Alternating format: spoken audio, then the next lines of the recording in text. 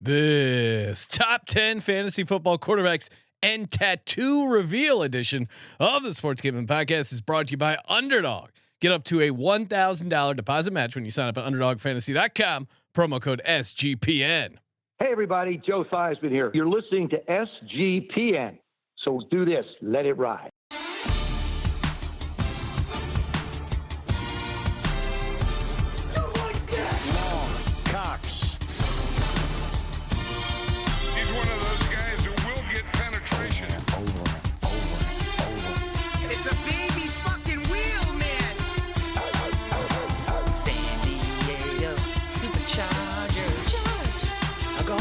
Fucking shine box.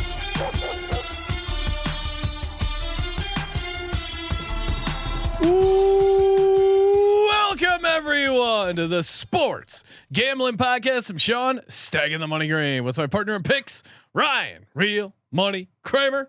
What's happening, Kramer? Dog. Football. Remember, we canceled all other sports. Only football talk from here on out. Yes. Deal with it. We are talking about the National Football League. So strap in and actually, you know what? Don't be a bitch.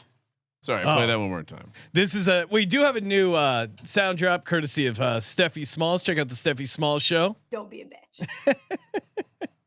Very fun there. Kramer decided to put on his jacket. He must get just feeling. I wanted to make sure I felt all the way sexy as we pissed off the fantasy football community. And I assume that's what we're here to do. I saw Jake, our good buddy Jake, the merch god himself, saying how many Giants quarterbacks made the list. Ryan, would you dare put multiple QBs on the top 10 list? You know what? Jake wasn't saying shit when we were talking right before the show. None of this shit talking. Now it's funny. He was very nice before the show.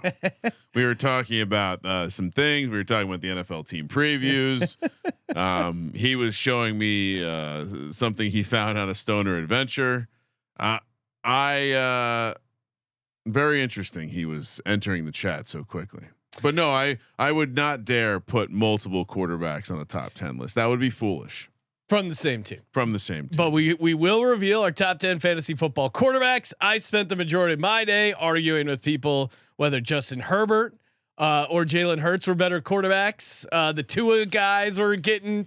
I'm naive, Ryan. I thought winning the Super Bowl MVP, the Hurts slander would die down a little bit. Did you not remember? You don't want to go after Tuanon.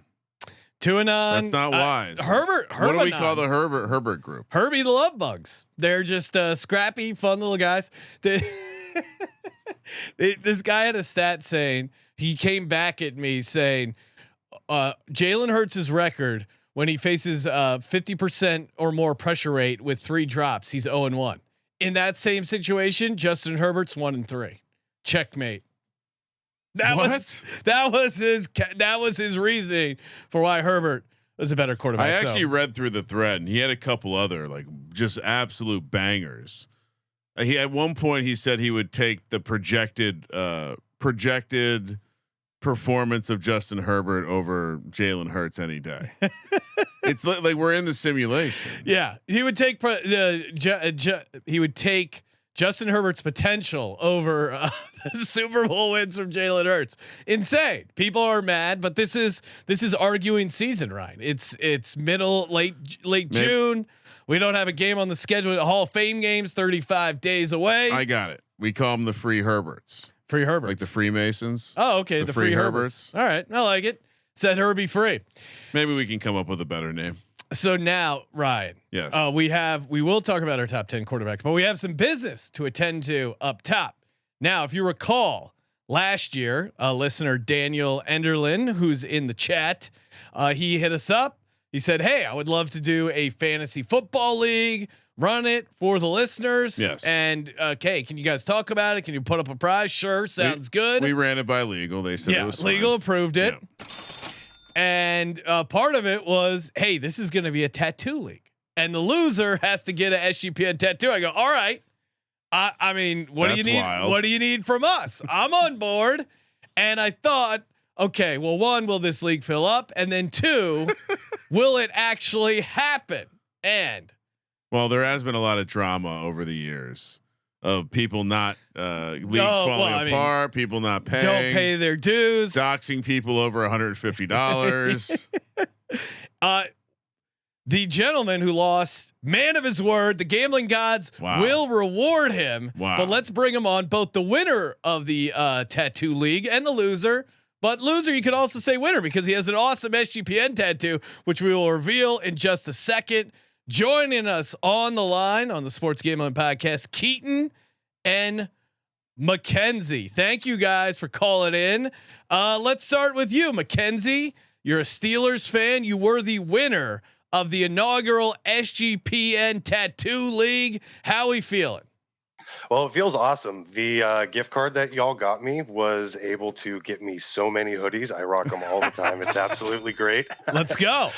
Every time you mention one of them, just feeling awesome, I go ahead and get it, like the Under Armour one recently. Yeah, it was awesome. I ended up drafting Burrow and Chase, so they absolutely went nuclear. And also had it was like an IDP league, so there were a whole bunch of really interesting like scoring varieties. It was like point per touch and all kinds of stuff like that. And Keaton unfortunately drafted CMC after you cursed him, Sean. Oh no! All right, okay. I'm gonna stop you right there. Let's talk about that. Before you start any fantasy football league, main rule is you look at your scoring like platform. Yes, and I 100% failed to do that. The IDP stats were ridiculous. Like whenever a quarterback is getting outscored by an interior defensive lineman, it's ridiculous. This feels a little bit like the Manti Te'o situation. Was there a catfish going on? So Keaton, you now this sounds like something I would do, Keaton. I would sign up for league. I'm not gonna lose. Yeah, maybe I'll come in 10th or 11th or not. Second to last. And they got some defensive players. I know defense, but not actually read the fine print. And I swore I knew ball, but like, man, when I in the draft process, like it was a long draft because we had 6 IDP spots. So whenever in that time frame we had like, I don't remember how many bench spots we had, but like defensive players were going like in the 8th round. And I was like, what is the deal? This is not even right. Like, this makes no sense. There's no common sense in this. And 8th round, a defensive player. It was my demise. This reminds me of the time that Colby ran a college football draft, but had no idea what he was doing. And it's like 4 hours long. 4 hours. It was like 12 hours long. I mean, absolutely. Buddy, I gotta get out of this league. If that sounds like you walked into a real dicey situation. I mean, defensive players not reading the second I saw a defensive player drafted, I would have been like, oh, this is trouble. Now Kramer, Daniel sent us a photo of the tattoo as well, in case we can't get a good visual of it, but it's again, you are a man of your word. Was there any Keaton, was there at any point you thought, I'm not going to live up to it, I'm not going to get an SGPN tattoo? Was there anything to that in your mind ever? Did you ever consider backing out? No, no way. Yeah. Let's go. There's no way I was backing out of this. I mean, I'm covered in tattoos, so I was like, so what's one more? So I thought, there was no doubt in my mind. Now, I did have a moment in this whole process because I got in touch with my tattoo artist and I was like, hey man, like, I know you guys, like, you don't do this normally, but I need you to make a design for me. So my initial idea was just make a design and I was going to reveal it on air. Like, I didn't even want to know the design. Oh, wow. So I get in there and he's like, well, I have this idea. And I was like, no, we can't have that. It's a punishment. It has to be embarrassing. It can't be like what I want in a tattoo. He's like, well, we could have him smoking a blunt. I was like, no. We can't have that. So I had to make a design on the fly, and I think it turned out pretty legit. So all right, I'm gonna cue a little music, and I don't even know, Keaton, we didn't rehearse this. I don't know what part of your body is this tattoo on. It is on my left quad, right? Okay. Ooh, Wow. spicy. Okay. Quad. All right. I'm gonna cue the music. Try and frame it up as good as you can, Ryan. I slacked you the photo just in case. I have the picture. All right. So here we go. Keaton's tattoo reveal for the listener league. Oh, he's wearing pants. Okay. That's always a plus. Well, I mean, honestly, I thought I would have not worn pants. The dramatic. Oh, wow, that's huge. That's awesome. All right, now Keaton, this is crazy. Now describe what's on there. So we got an eagle right there on top of a giant, Yes. and it says right there, 2024 fantasy loser, SGPN in the banner, extreme Degen. Let's go. Oh my God. So This is. You know I'm a degenerate. Look at this. Awesome. I mean, this was really cool. Why work. am I catching a? Yeah, right. Catching strays? Right. The Giants did catch a stray. Now Keaton was. Well, that was when they were a quarterback away. Yeah. Now they have the quarterback. This is we're now they got the Keaton. quarterback. Keaton, I see you rocking a Chiefs hat. Or was that extra painful to have to get an eagle after we kicked your ass in the Super Bowl? Indubitably, yes. Yeah. Indubitably. Yes, Wow. Well, Keaton, I got to be honest. The gambling gods will smile upon you for this. Living up, being a man of your word. Also, I'll say this: anytime you're out at Circa, show Derek that SGPN tattoo. You are getting free drinks. And honestly, anytime you're out there, we got to get you out there because we got to hook you up. $100 hand of blackjack on me. Yeah, we will. We will certainly hook you up. Do you have any? Where are you from, Keaton? So I'm from Missouri, so that's like okay. I can't actually even gamble on sports in this state yet legally. Yeah. So Just like us. Yeah, we have that issue in California. We can find a way. Yeah, we there's always a way. You just got to find the way. Well, now the next question is, I'll ask Mackenzie. Mackenzie, are you running the league back? Are you going to be in? Are you guys doing the league again? Where are we at with the league next year? Oh, 100% going to run it back. Well, now I have to. I mean, it's easy to run it back as the winner, but Keaton, are you going to run it back? Yeah, dude. Because if I lose again, what I'll just do is I'll just mark out the 2024 and I'll say and 2025. It's like a Stanley Cup. Just add on to it. Yeah. Well, that's awesome. I mean, this is really cool, guys. We appreciate everything you did for the brand here, and hopefully you guys had fun. And yeah, we will certainly run it back. We'll up the prizes from last year. And awesome. shout out to Daniel for putting it together. Yeah, it was awesome. Thank you so much. Great. And you know what? $100 hand of blackjack and a handshake. Oh, there you go. And a handshake. Come out to Vegas to claim that. Well, it's on the house for you, Mackenzie. Come out, get $100 hand of blackjack from Ryan and a firm handshake. Guys, this was awesome. Really appreciate it. And good luck. Man. Well, hit us up if you want to be in the league this year. Yeah, I guess, maybe. of course. Hit up Daniel. I'm sure he's in Discord. Mackenzie, since we have you on here, you were the winner last year. Any hot fantasy quarterback takes for 2025? I have a lot of money invested in Jalen Hurts through Best Ball, so I really hope he pops off. Same with Bryce Young, and I have a feeling I'm just lighting that money on fire, but we shall see. Bryce Young's interesting, Ryan. My head tilts and I say, I don't know if he's quite top 10, but like your second quarterback in Best Ball, you could certainly make a pretty good case.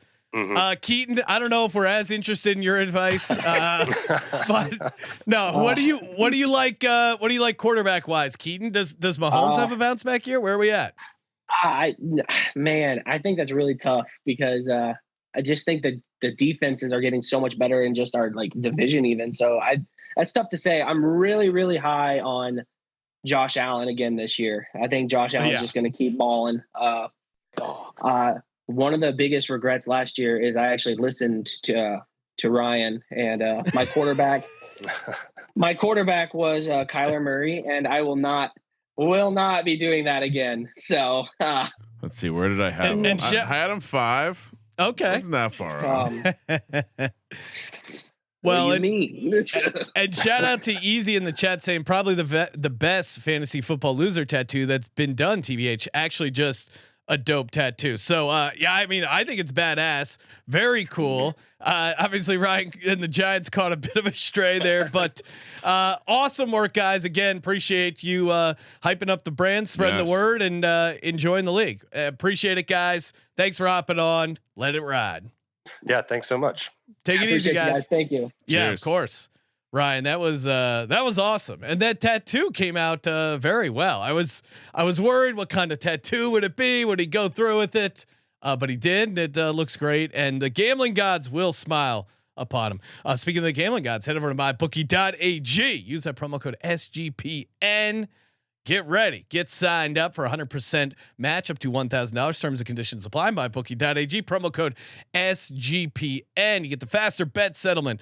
Easy to deposit, sweet cryptocurrency, and available in a ton of markets. If you're in a state where you're like, I don't think I have access to a sports book, fire it up. MyBookie.ag, promo code SGPN, 100% match up to $1,000. Terms and conditions do apply on the bonus. MyBookie.ag, promo code SGPN. Ryan, we were just talking about Circa. We were just talking fantasy football. What better place to have your fantasy football draft than the beautiful Circa?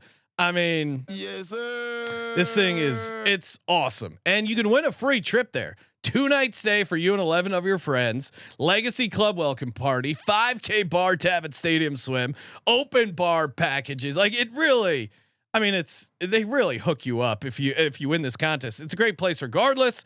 I think it's like the last week. End of the month is when the contest ends, the entry. So sportsgamblingpodcast.com/circa. Get in while you can. sportsgamblingpodcast.com/circa. And of course, we're going to be out there contest weekend, the 21st through the 23rd of August. Come say hi, hang out with us. College football week 0. Sign up for the Circa Million, Circa Survivor. And of course, anytime you're staying at the Circa, the D, or the Golden Gate, use our promo code SGP15. Get you 15% off. Go say what's up to Derek. Say SGPN sent you. He'll love to hear that. And I don't tell it. Just tell Derek. Can you get me a beer? Put it on Sean's tab. I'm sure he can figure something out.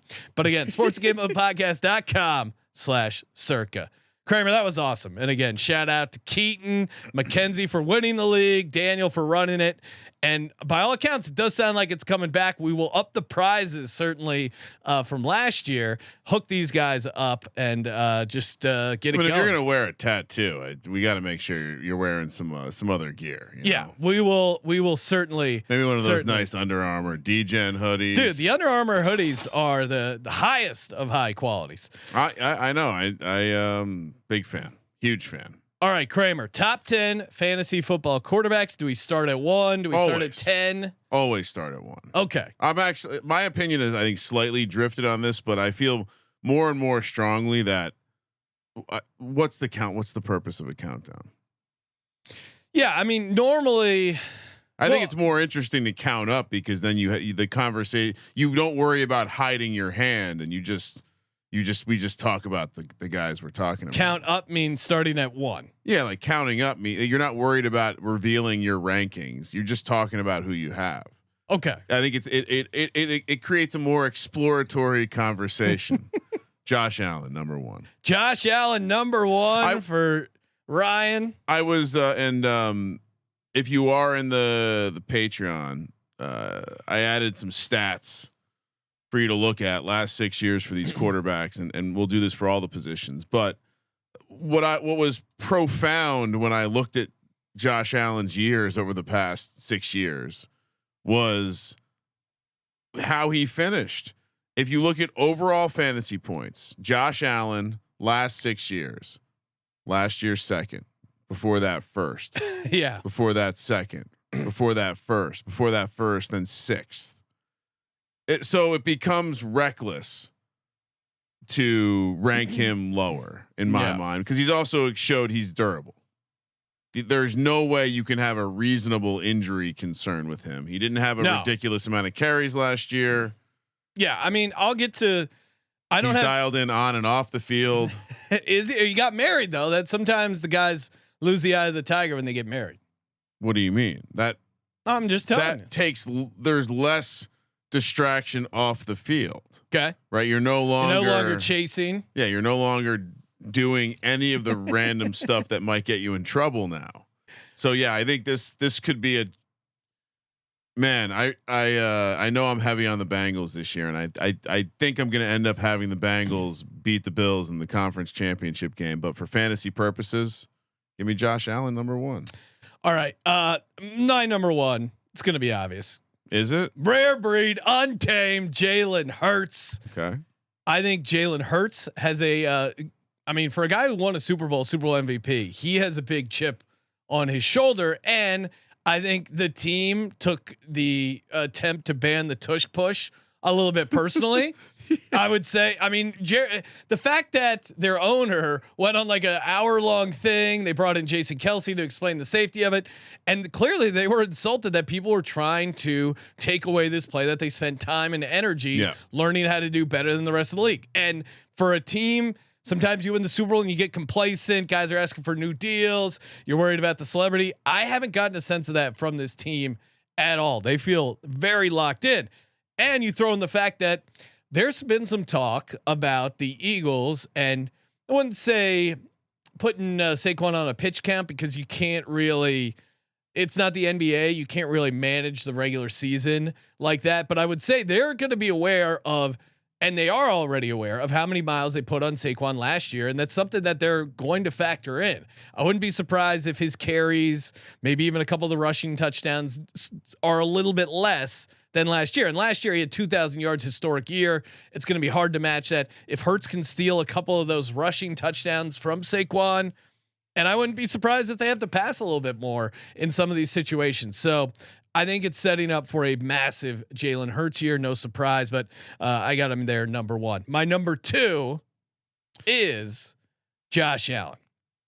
I mean, the only I guess nick that you could say, or maybe against him, is that Sean McDermott went on a soapbox about how the tush push wasn't a safe play. So maybe you don't see them running it. They don't want to endanger Josh Allen's life. Oh wait, that was bullshit. I still think he's going to run a decent amount at some point. Maybe he dials it back, but Josh Allen doesn't have that. He was really crazy early on in his career with running. I think he's dialed it back as much as he can, but like when it's important, the game's on the line, he's going to be running. And yeah, let me bring these numbers up. I mean, bring up the Josh Allen numbers there. He is consistently awesome. I remember when I went out on a limb, what was it, 2020 or whatever the year he would kind of surprise people for. It was 2020. Yeah. Yeah. I had him #1 fantasy quarterback, and people. Couple things stand out. And again, if you're in the sheets, there's lots of good information, but he's hitting 400 points a year, which that would be excellent. And he's just doing it consistently. But 2, so to your point on the attempts, right? You look at, he had 102 last year. Before that, 111, 126 before that, 122 before that. So if anything, he has dialed down the attempts. He last year was 531 rushing yards. He had 524 the year before that, 776, 763. So he still found the end zone 12 times. So that was the difference. And so you could argue maybe there's some touchdown regression. He certainly was carried by the rushing touchdown, 17 over the last 2 years. But for me, again, it's a floor. He does the same thing every year. He's going to pass for about 30 touchdowns, which, by the way, his passing touchdowns are way down.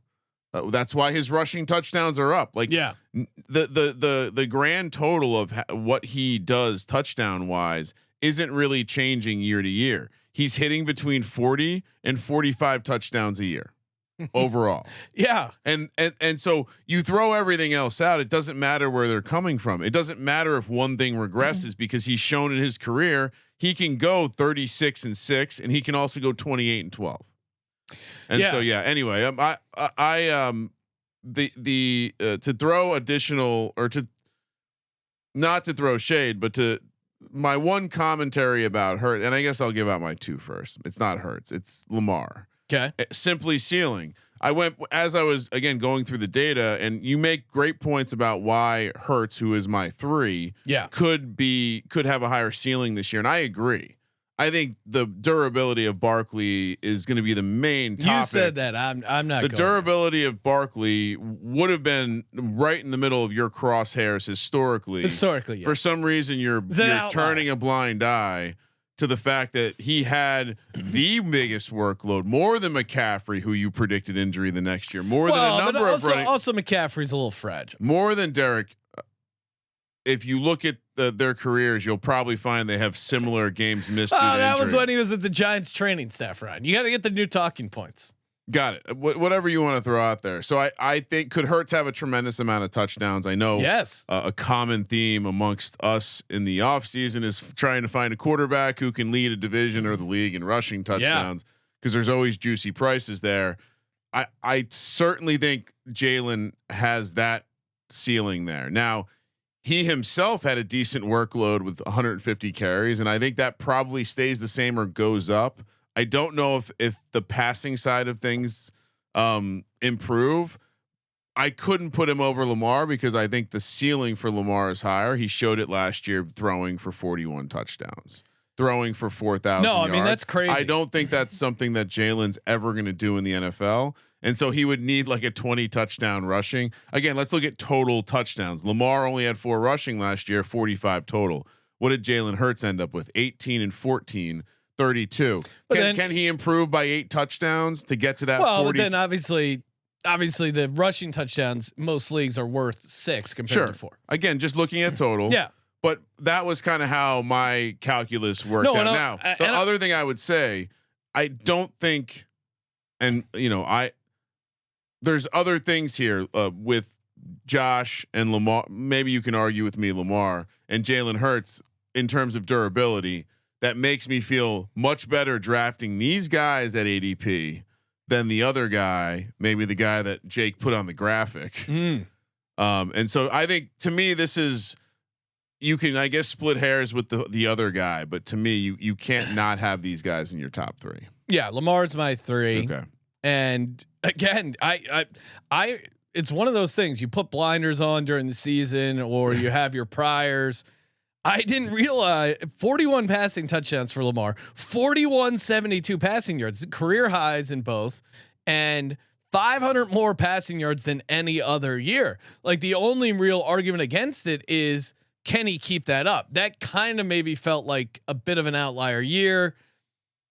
All right, like, so if you just take dumb raw season averages, knowing that he missed some games in some of there, he's going to average about 3,200. We'll even bump it up a little and say, let's say his average is around 3,400, 3,500. There was a stat circulating on social media that Lamar Jackson and Christian McCaffrey essentially have the same amount of rushing yards, which is really kind of mind blowing. Blows your mind.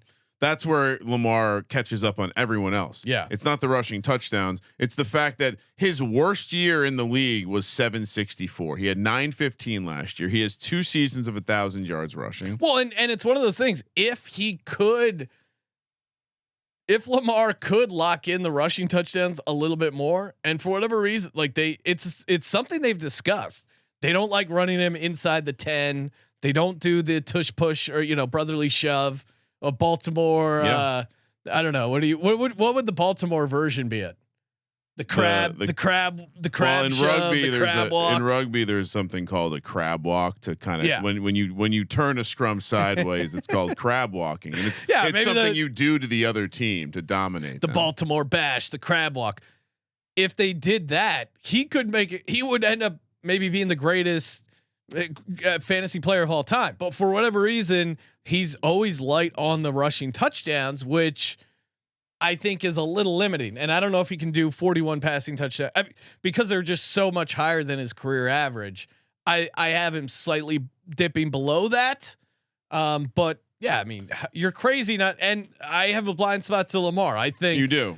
Well, because I in my, dog or no dog, because of his shortcomings in the playoffs, I have him as a no dog mentality. And that's obviously a very much a different ranking from fantasy. Now that's why I made sure to put him in the top 3, but that's kind of, I wouldn't say I've been a hater, but I just feel like he's come up short in big spots. He has in games, but he's been incredibly consistent in fantasy. Yeah, it's a different piece. One of the things I did was color code the fantasy points to give you a reference of how often are they a top, like a consistent performer. How often are they finishing in the top 10, top 12? Leagues are usually 12 teams. Lamar, basically every year he's north of 20, 21 fantasy points per game. Yeah. Which based in most years, that's putting you in the top 6 probably. And so to have that kind of floor with the ceiling that he showed last year, number 1 quarterback, almost 26 points per game, seems very easy. All right. So we have the same top 3 in different order. Yep. Do you want to? So wait, your three is Jalen Hurts. Yes. Okay. And again, I highlighted it, but to me, it's a overall ceiling. And I think the way that if Jalen Hurts shocks me and somehow overcomes Lamar or Josh Allen, it's because he has like 20 rushing touchdowns, which I don't something obscene. Yeah, I think, and probably enough. He probably needs to hit 20 on in the air. We had 2020 season.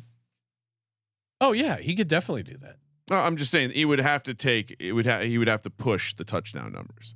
Yeah, and that's how he'd get there. Well, and you look at his 2023 season, 2022 season, he's had more passing touchdowns. He had 23, 22 in those years, and then the rushing touchdowns he had 13 and 15 in those years. So a 2020 season, it would be a little bit, but I think it's certainly doable. So. All right, so who's especially your 4? If they need more out of him.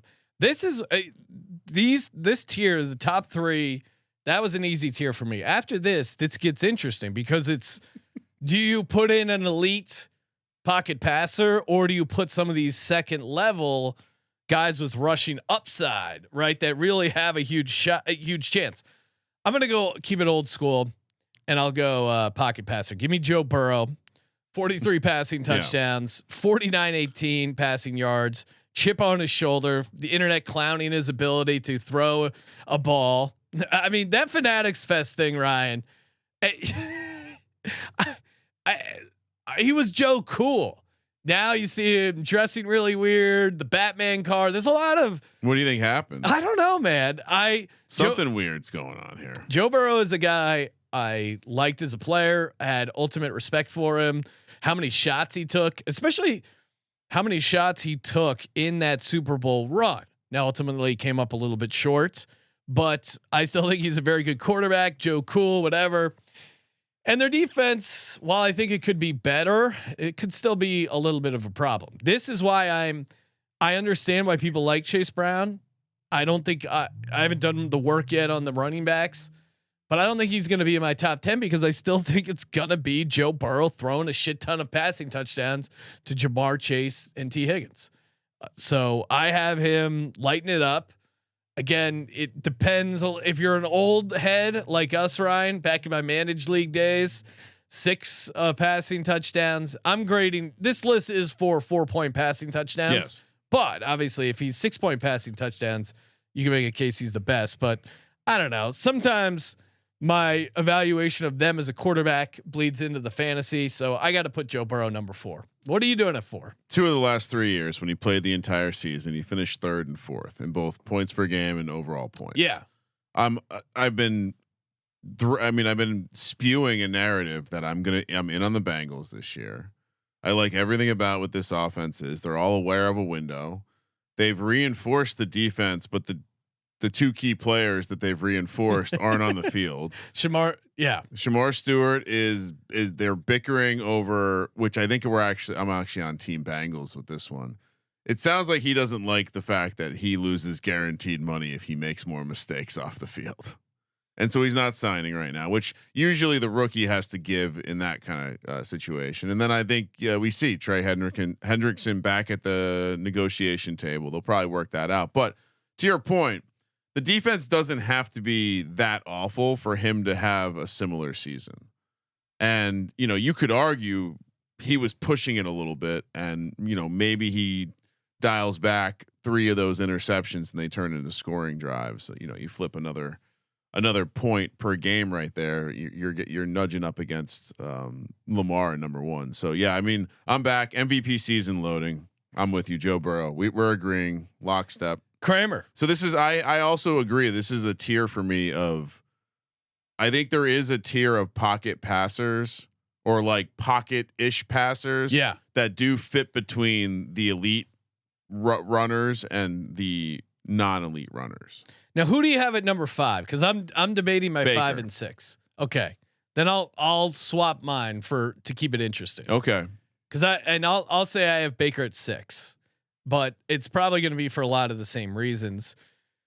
I think I'm also. This is just a 40. I mean, Baker 41 passing touchdowns, and he quietly had a career high or tied his career high in rushing touchdowns.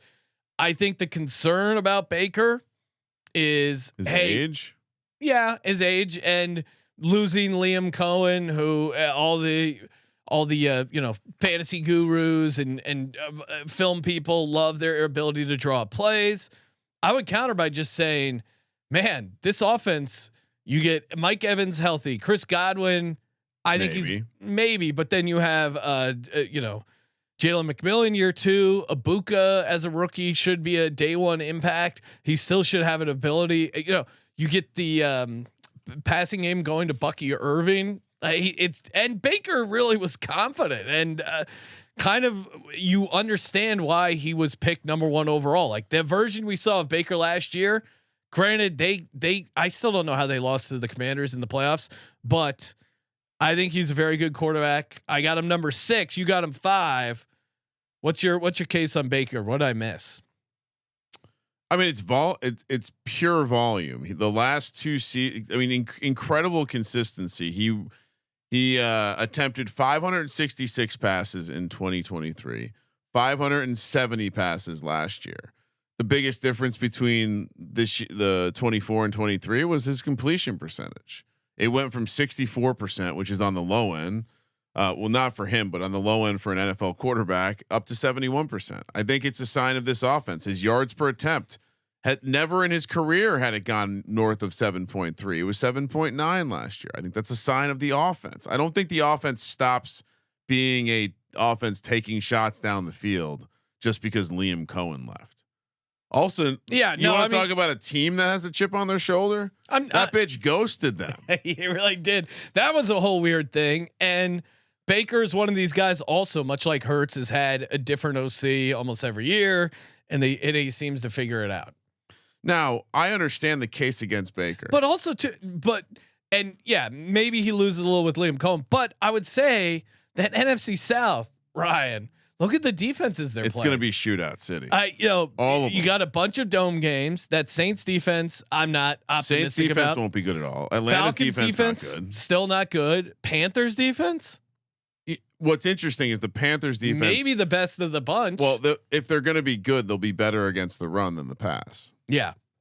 No, he gets the division defense is a good reason why you should be high on Baker Mayfield in the market, right? Yeah, and I mean the case against him is easy.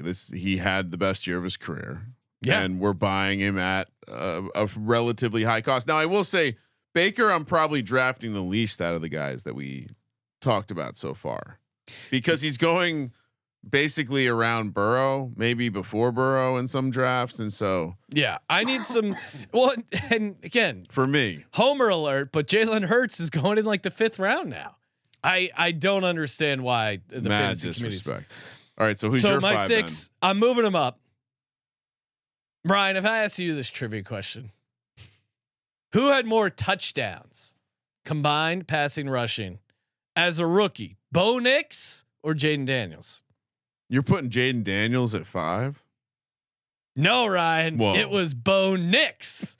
That's right. Bo Nix had more touchdowns than Jayden Daniels. That is a crazy nugget. Yeah, 29 passing touchdowns, 4 rushing touchdowns, and Jayden Daniels had what? 25 passing, and he had 7 rushing. Am I getting that right? Either way, Jayden Daniels had 6 rushing, 6 rushing, 25 passing. Yes, so 31 total touchdowns. And Bo Nix 29 passing touchdowns. We all know he had more passing yards as well. Pretty wild. And I'll be honest, we'll reveal where I have Jayden Daniels, and I don't think it's crazy to think that Jayden Daniels, while he did have more rushing yards than Bo Nix, man, you look at that game against the Eagles where his frame just doesn't seem like a guy who can take a ton of shots, can take the beating. We've seen that. Ryan, how long have we been doing the NFL? As long as since 14 years since 2011. Jesus Christ, feeling old, but nothing changes. These rookie quarterbacks sometimes really pop, especially with their running. You have the Cliff Kingsbury offense. Is there a chance that gets figured out a little bit? Sure. I'll save the rest of my Jayden Daniels talk when we get to him. But the reason why I'm high on Bo Nix is year 2 in the Sean Payton offense. I took a dart throw on Bo Nix to have the most passing yards. Why? Because look at the Sean Payton offense. They draw up easy stuff. And everyone talks about, oh, Jalen Hurts, he's only good because he's got a very good offensive line. Two things. One, good quarterbacks can help out the offensive line. One, by getting rid of the ball in a reasonable amount of time and or scrambling for first downs, keeping drives alive. Bo Nix is very good at deciding when to scramble, keep the chains moving. You know, you bring in I think they've done enough to upgrade the offense. Year 2 with Sean Payton, with a guy that clearly he likes. I don't think it's hard not to be high on this Broncos team. Now, maybe their defense falls off a little bit. I like what they did in free agency, but maybe their defense isn't quite as dominant, but their offensive line is still going to be very good. And that play action with Bo Nix, you know, they just brought in J.K. Dobbins. I think that's whatever little bump. Evan Ingram, I think is a fun little tool there for him. So Bo Nix is going to have for Bo Nix. Yeah. In his toolkit, Bo Nix is going to have a damn good fantasy year, and I don't really have that much of Bo Nix. I realized in best ball, so I will be looking at. All right. So you know when you start to dive in, that the nugget about him putting the ball in the end zone more times than Jayden Daniels was pretty remarkable. Now, I will be very. What stands out with Bo Nix is that yards per attempt, and I understand Peyton is masterful at scheming, but that he had 100. Does he get is he going to run for another 100 times this season? Bo Nix? Yeah. I mean, that's the thing. You could that's see my him. First question, and 2, is he because the case for him is any efficiency improvement, any yards per attempt improvement. Yeah. And we could see a pretty decent step forward. And he has, I don't know. There was a lot of critique of his arm, but he had some decent deep shots that I think he could even get better on. He could increase the efficiency. The case against him is maybe he's not as aggressive running, but I think he still will be. Like, he has a good sense of his. I don't know his scramble rate off the top of my head, but he seems to know when to scramble and when not to. I'll say this. He's further down my list, and it's mostly because I was shocked to find out how many attempts he had last year. He had 3 fewer pass attempts than Baker Mayfield. That seems hard to understand. I that's the number I think comes down. I think his passing numbers, volume in general. I don't think they want to be that team. Okay. I don't think they want to have that many attempts, and I think that's kind of what scares me off. What is Sean Payton trying to build there? Right. Certainly it's not, they're not in New Orleans with Drew Brees and Alvin Kamara, they have an elite defense. I think it starts there. Well, but, and to your point, if you're playing with the lead, you might not be throwing as much. So that certainly is a good case against it, but I think he's got a good sense of when to run, when to not run. You could make a case for rushing touchdowns. He could get that up a little bit. No, I definitely they use him on the goal line sneak. So you might get lucky with a couple, like if he has 6 rushing touchdowns, I'm not surprised. Again, it's probably similar to Hurts. Like that's where the step up has to occur if it's going to occur. So who is your number 6, Ryan? My number 6, I really put myself into a blender here. Because I wish the show just needs some like behind the scenes footage of Ryan at his standing desk, just talking to himself about these lists, about God. The VSiN guy, just murmuring aloud to himself, putting his brain in a pretzel. Oh, well, I can't be high on this team because I've already shit on him. But then if I'm high on that team, I don't like this guy. you left, but I was really irritating myself.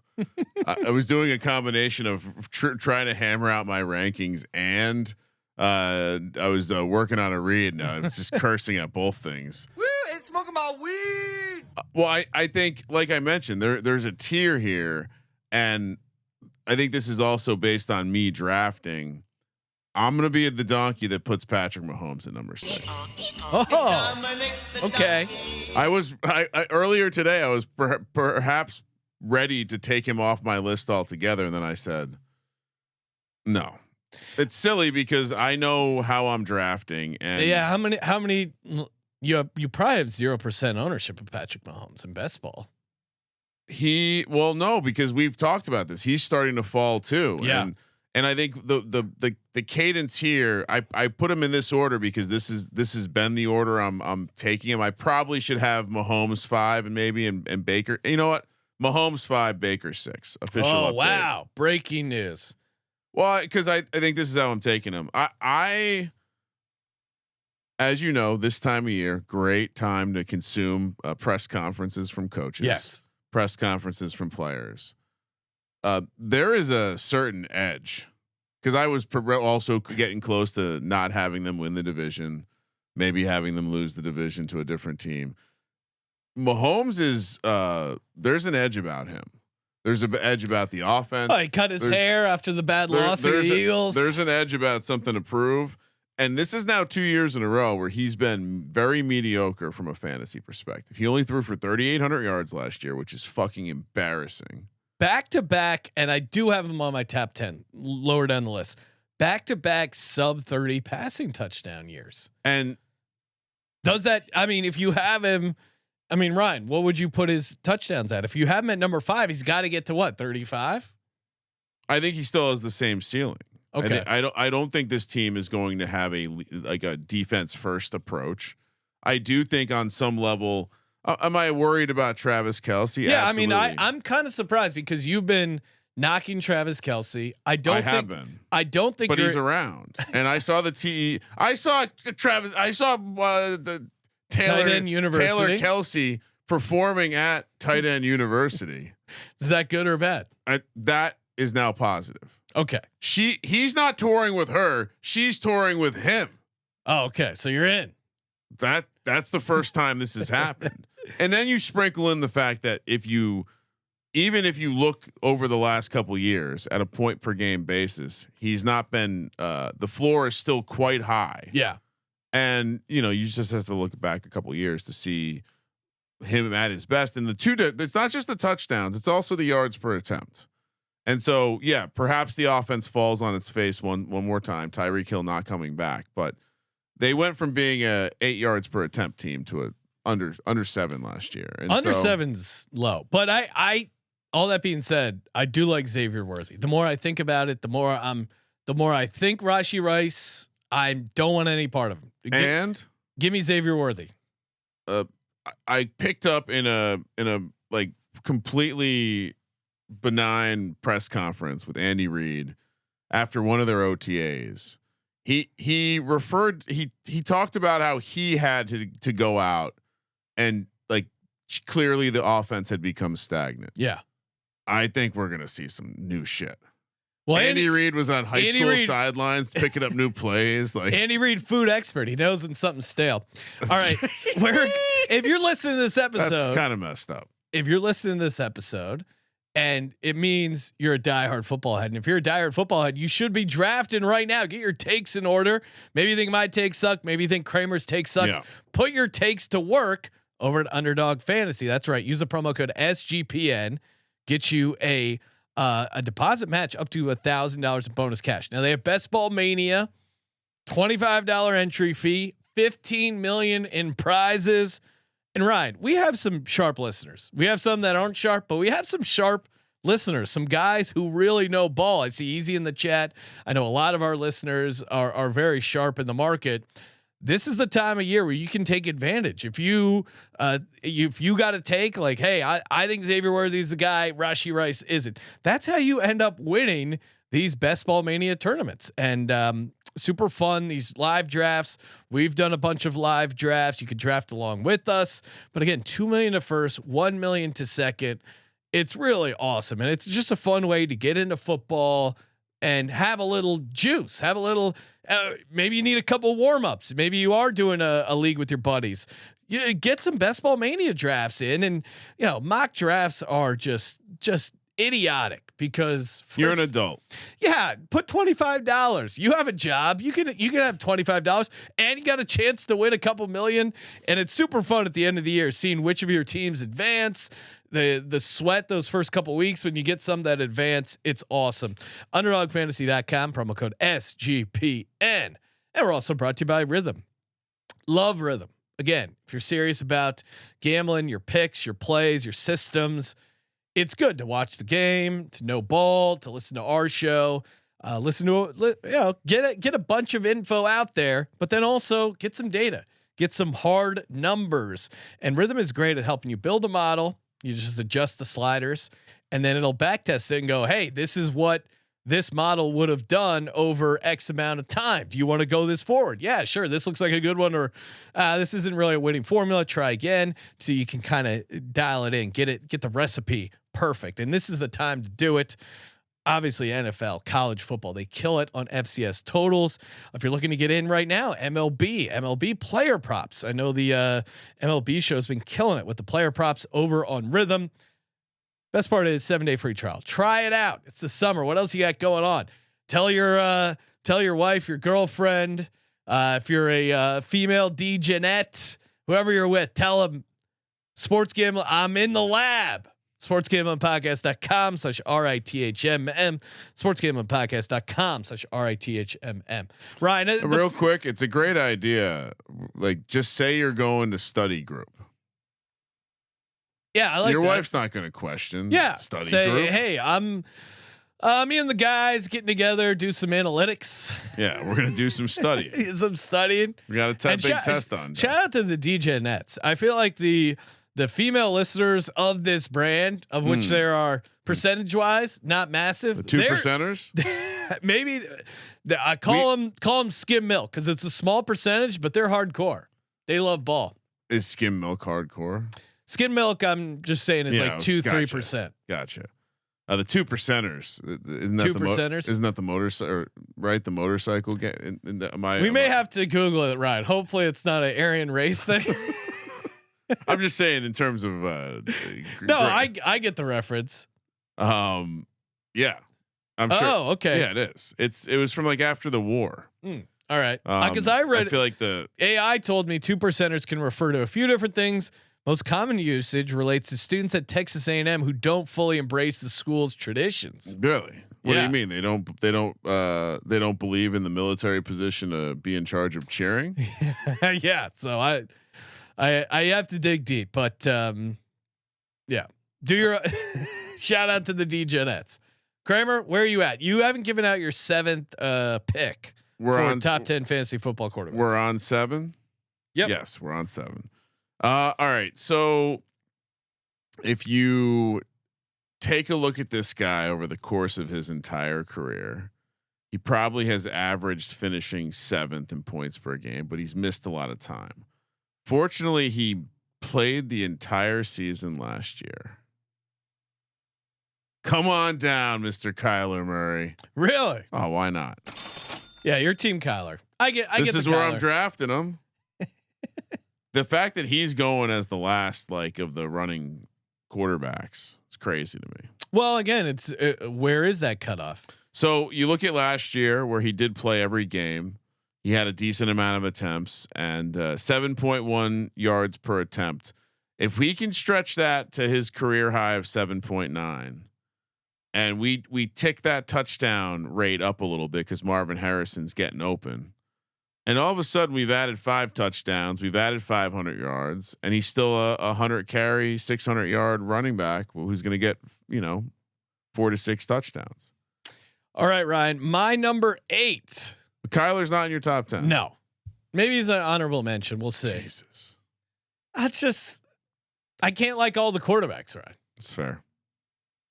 It's fine. Fair. His average carries though is the part you can lean into with Kyler. Yeah, he gets a lot more carries. What's his highest fantasy finish past couple years?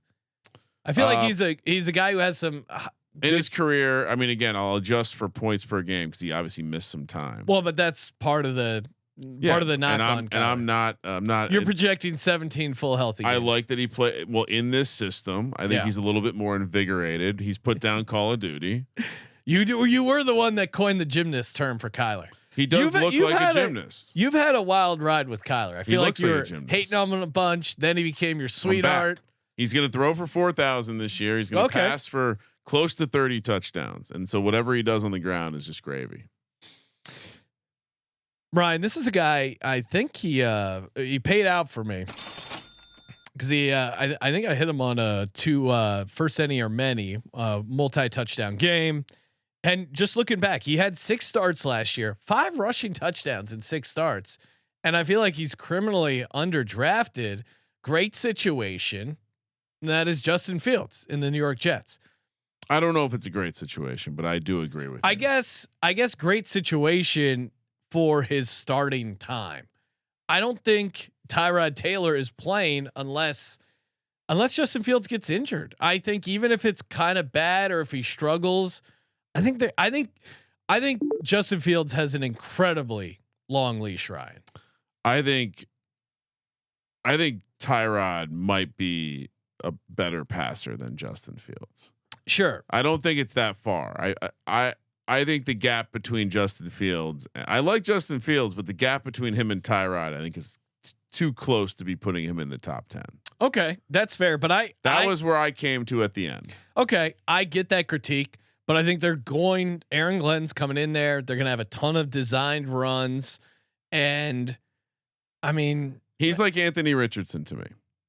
If that thing hits, it's going to hit in a big way. Well, but then Anthony, to your point, I agree, but it's pretty similar to me. I know Justin Fields is more of a dog. He's played a lot more. And they're bringing over I like that Aaron Glenn is bringing over the passing game coordinator from the Lions. He did a good job with Jared Goff, Tanner Engstrand, young guy. But I think this is a very good year for Justin Field to run the ball. And I think he's going to get some rushing touchdowns. And I think he's going to be good for like 8-9 carries a game. Like that version. Aaron Glenn, the Jets signed him because they saw what he did those first 6 games as a starter for the Steelers. And they said, hey, that's the best we can do. This is something we can work with. The play action with Breece Hall. He has Garrett Wilson.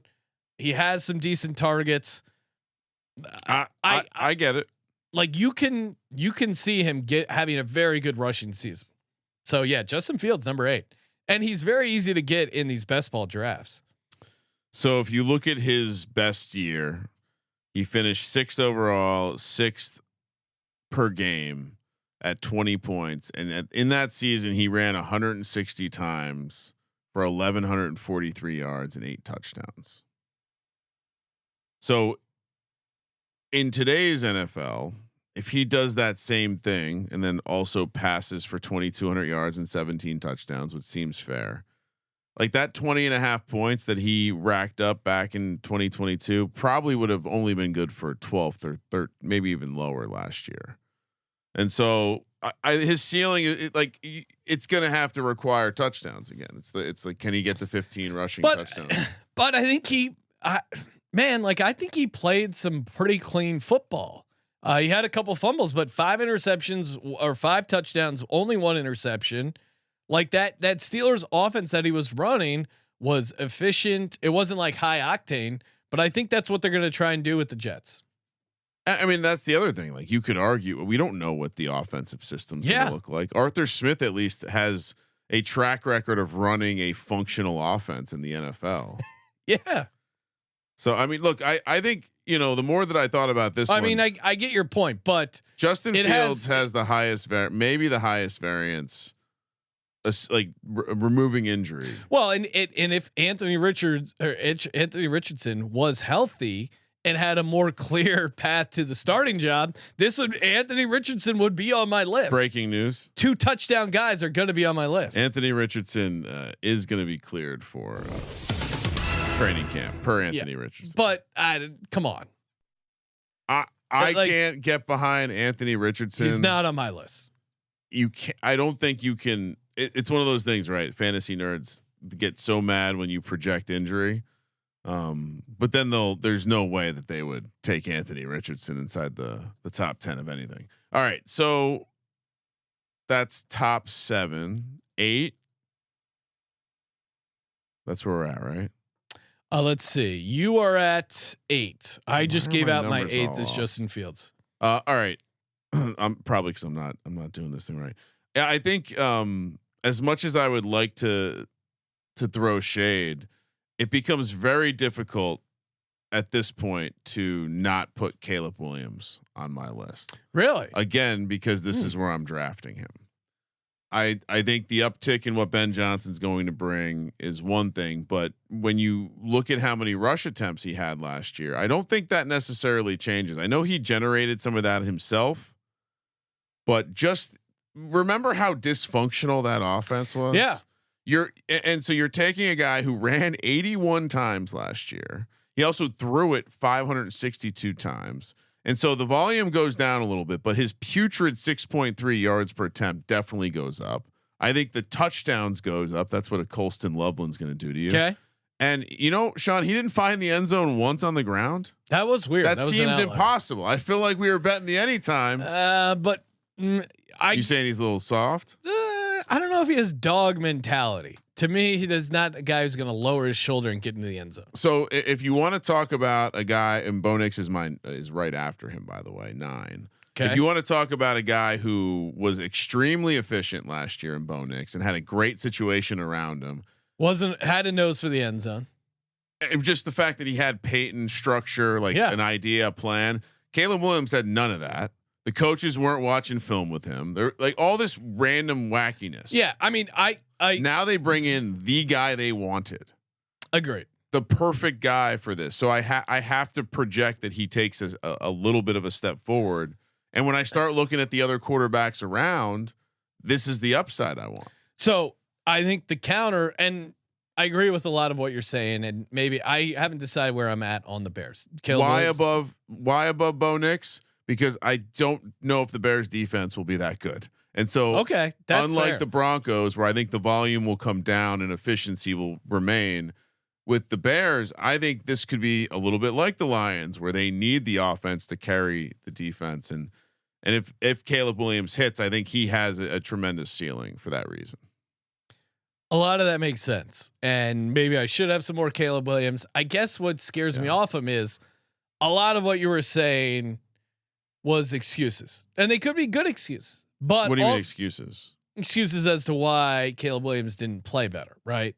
No. I'm not. It was a disaster. I'm not using it as I'm using it as just a frame of reference where I think environmental factors were as bad as they could be for one data point and as good as they can be for the other. But yeah, I mean, like the hey, no one told me how to watch film, that kind of stuff. I think if you're an alpha, if you're rare breed, if you're untamed, if you truly are locked in, I don't know if you have those issues. You force that hand. You make that. You watch the film.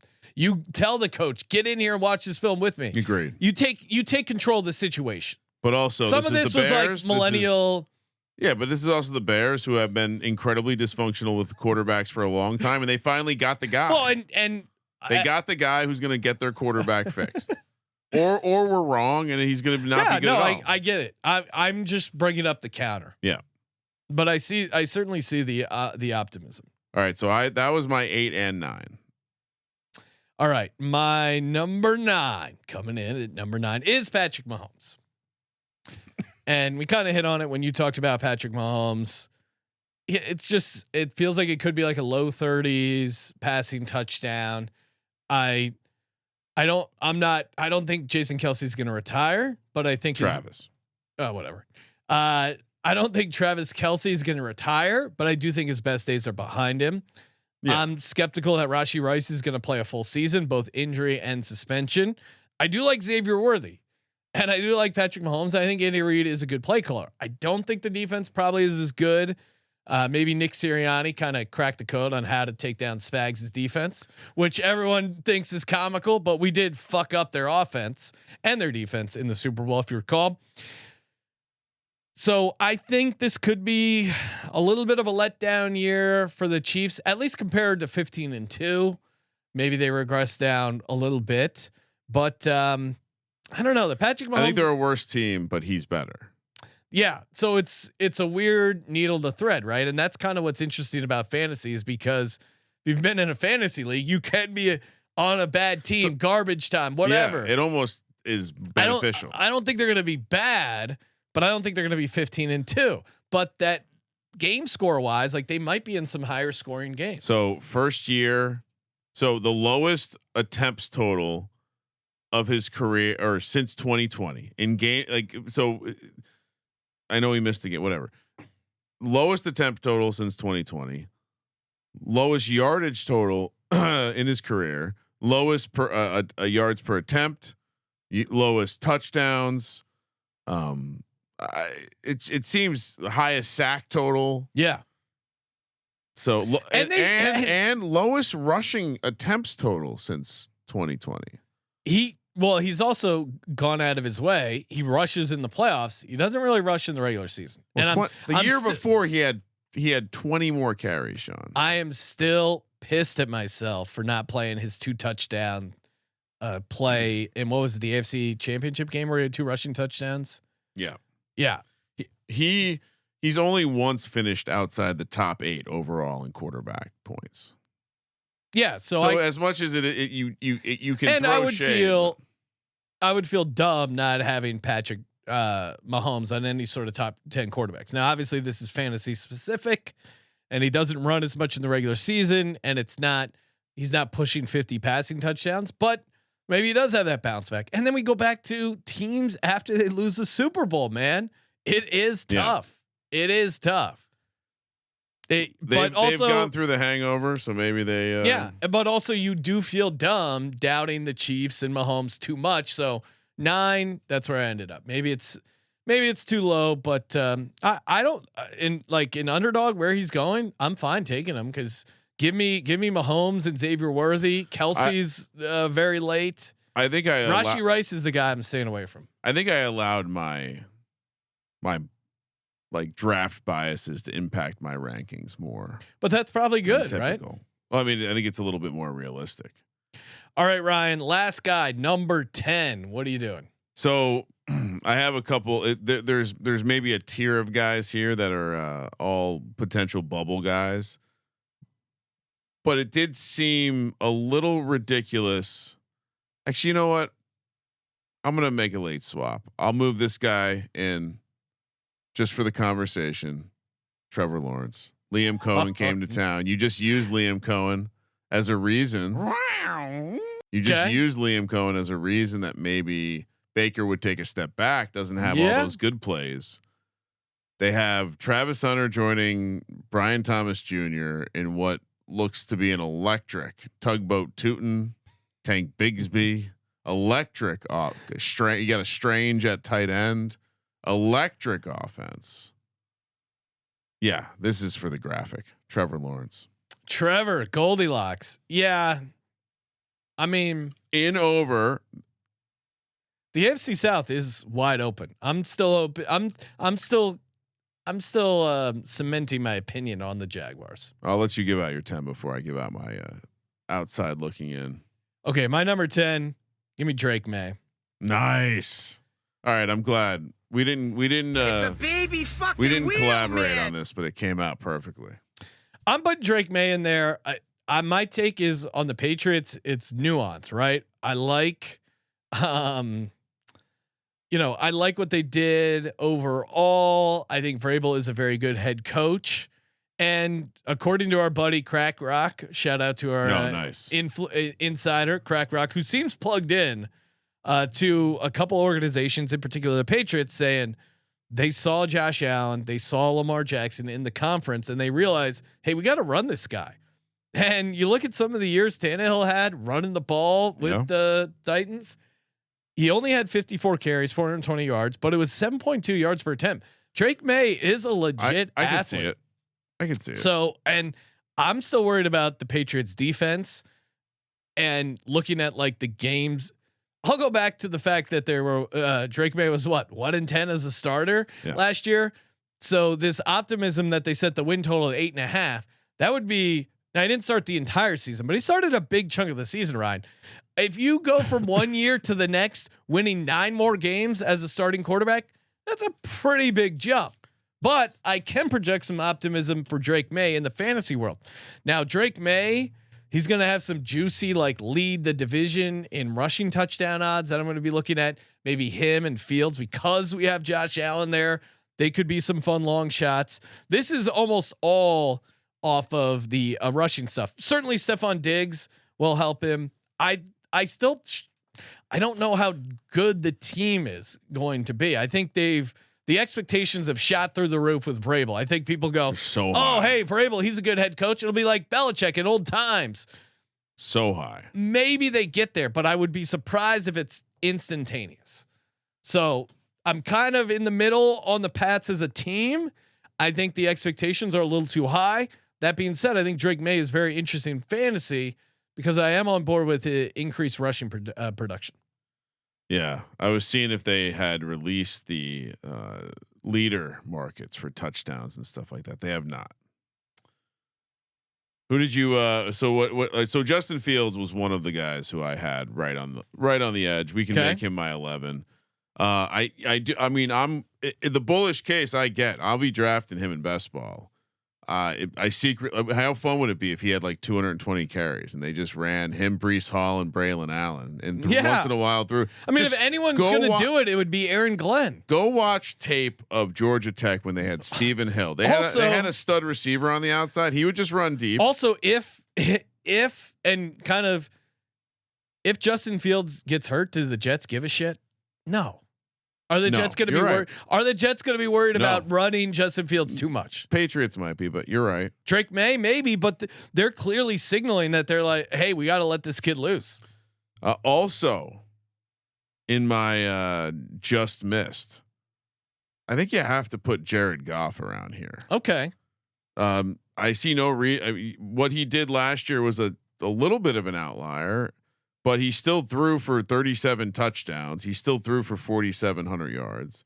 I'm not drafting him a ton if I'm being completely honest. And then I was a little torn on the idea of this is going to be a little dirty, but Brock Purdy. So what is your 11 and 12, Ryan? You can't do 13. No, I know. I'm just talking through some. Okay, guys. We'll say Justin Fields and Brock Purdy. Okay, Brock Purdy's interesting. I kind of considered him. You know what? Yeah, I'll put Brock Purdy as my 11. And I would like to address the elephant in the room. Yeah. Jayden Daniels did not make my top 10. Oh my God. I completely missed that. Oh my God. How did he not make your top 10, Ryan? Did you say Jayden Daniels? Yeah. Number 7. Oh, that's right. Well, I'll give you an example. CJ Stroud. Where did he finish last year? 17th. Bum ass sophomore slump. Plus, I do have durability. There's 0% chance he runs for 148 carries this year. 0%. Okay, so my 11 and 12, I'll put Brock Purdy because he secretly a little bit of a rushing quarterback.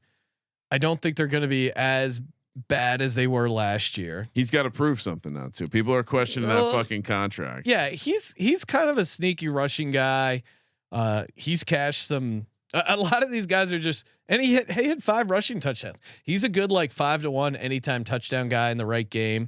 I think I may have been near a 2 touchdown bet for him. I always forget like which one I'm on or which one I should have been on. And then I'll toss Justin Herbert a bone at number 12, even though I've spent most of my day arguing with Chargers fans about Justin Herbert. How many times do you think Lamar Jackson has had more than 148 carries? 3. 2 times his first 2 years in the league. Okay. And from year 1 to year 2, he dipped down almost 20 carries. So I fully expect him to run less. Who? Jayden Daniels. Jayden Daniels. Okay. I'm back to the K. Well, I was comparing him to Lamar. Okay. Reason number 2. if you go back and watch his tape from last year, people are going to take this the wrong way. There was not a player who had more air yards to bullshit catches.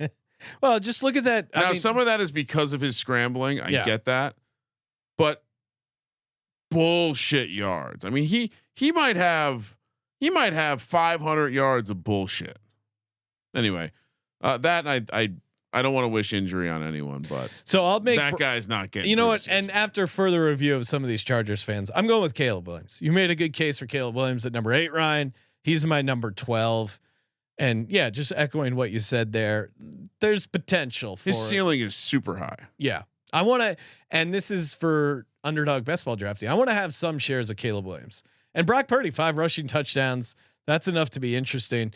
Well, will you have any share? The other reason I left Jayden Daniels out of my top 10, was to prove a point because I'm not going to draft him. You're not going to own any. He's going so early. Yeah, he's going number 1. Yeah. Okay. Which is tough. It's tough to get there. I was 4. You want to draft him 4th after the big 3. I was on the Steffi Smalls show, Ryan, and we're talking. She brought me on. She's a young person. She probably likes Jayden Daniels. Well, she was with us in the. Don't be a bitch. The idea that everything broke right for the Commanders. I mean, they beat the Giants twice. That shit doesn't happen ever. She did point out you guys were 0-6 in the division. That's not happening again. That's true. Great point. I mean, the Hail Mary win kind of epitomizes everything for their season, right? Just this fluke play, shouldn't have won that game. Everything broke right for the Commanders. You had all their old ass peak guys were doing well. Now, both can be true. Jayden Daniels is very good. It sucks as an Eagles fan that I'm going to have to deal with him for however many years in the division, but his frame is also still small. Like I go back to that time they were playing that primetime game against the Eagles. He was dealing with that rib injury. I don't know how sustainable that running stuff is long-term for him, and will certainly could impact his fantasy. So Ryan, my official top 10, Jalen Hurts, number 1, Josh Allen, Lamar Jackson, Joe Burrow, Bo Nix, Baker Mayfield, Jayden Daniels, Justin Fields, Patrick Mahomes, Drake May, close but no cigar, Brock Purdy, Caleb Williams. Kramer? Josh Allen, Lamar Jackson, Jalen Hurts. It's unarguable. That's tier 1. Tier 2, Joe Burrow, Patrick Mahomes, Baker Mayfield. And then the Dreamboat tier. Kyler Murray, Caleb Williams, Bo Nix, and Trevor Lawrence, with a little Justin Fields and Brock Purdy on the backside. Attorney to the EBEs in the chat saying he's demanding a top 5 backup quarterback episode. Are we just in terms of raw ability? I would assume no one wants a top 5 backup quarterback fantasy episode. Oh, I meant more like likelihood of getting in. Well, like if you're including that, just how do you rank backup quarterbacks? Are you live to win the game when you come in? Okay, I'm a guy who believes winning the game is important. I've realized from my discussions online that winning games, Super Bowls, isn't important. But yes, that's how I would rank it. How high of a chance do you have to get the win? And or we should just say 5 backup quarterbacks that can still get you the cover. Jacoby Brissett on the Commanders. Yeah. I mean, you want to talk about Tyrod Taylor. Although he's fallen off a little bit, but 1 game stretch, like he's going to sling the rock. You're getting a chance to win that game. What about Andy Dalton? I think that ship sailed. Really? Yeah. Kirk Cousins? No, he's not a guy that can come off of the bench. This is going to sound crazy, but I'll put Tyson Bagent in my top 5. Yeah. Tyson Bagent is a gamer. I like that. What about the Mormon Missile? Tanner McKee looked very sharp. No, we're not doing the homer thing here. What do you mean? That he's not on my list. Okay. Just letting you know. Can I put Jalen Milroe on my list? Does he count as a backup? That's a spicy backup. It's tough because rookie backups. Now he would be interesting because of Ryan, because of we haven't seen him and how he would play. What about Gardner Minshew on Kansas City? No. I would say Malik Willis. Malik Willis came in for Jordan Love and looked really competent. He looked the best he's looked in the NFL. And maybe it's Matt LaFleur thing, and maybe Jordan Love isn't that good. And I'm sorry, I don't know why I said Commanders earlier. Jacoby Brissett was on the mind because he's backing up Kyler.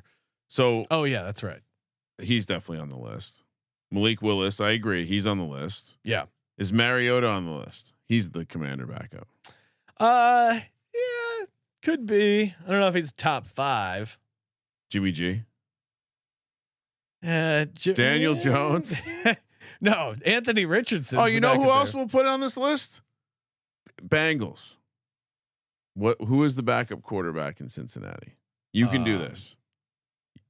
Jake Browning. You've had great nuggets about him. He did very well in fantasy. He was a fun and they were still competitive.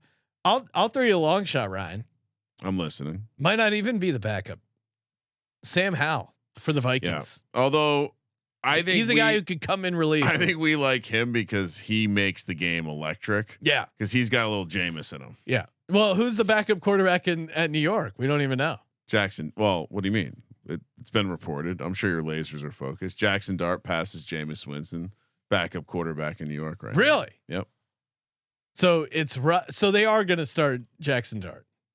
No, well, right now. But you don't announce that move now if you don't have intentions. Well, no, the public. It's weird. The national media is actually getting reports of like Jackson Dart's doing awesome. The local media is pointing out he looks like a rookie, but it's fun.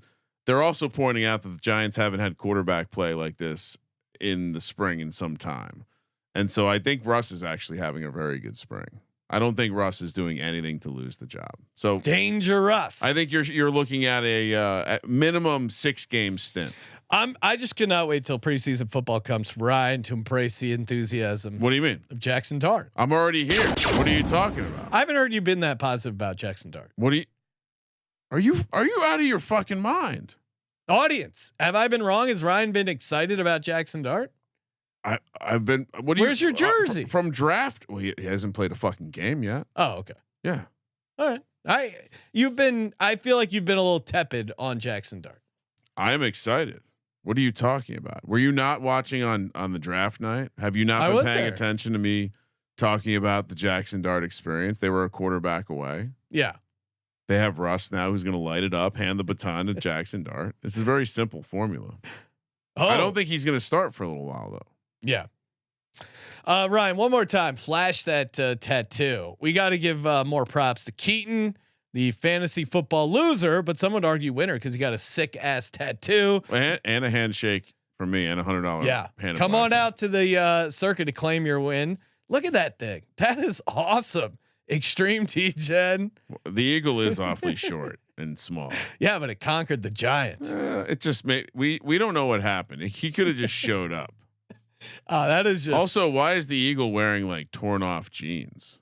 It's an homage to Gardner Minshew, I assume. What else is he about to do to this giant laying on the ground? He's unconscious. He looks like he's in a 80s metal band. Yeah, this is awesome. I might have to get this tattoo. A big shout out to them and shout out to Daniel for putting together the league. We will run it back if you're interested. Hit us up. We will be up in the prize. Certainly, we got to reward these guys for putting their body on the line.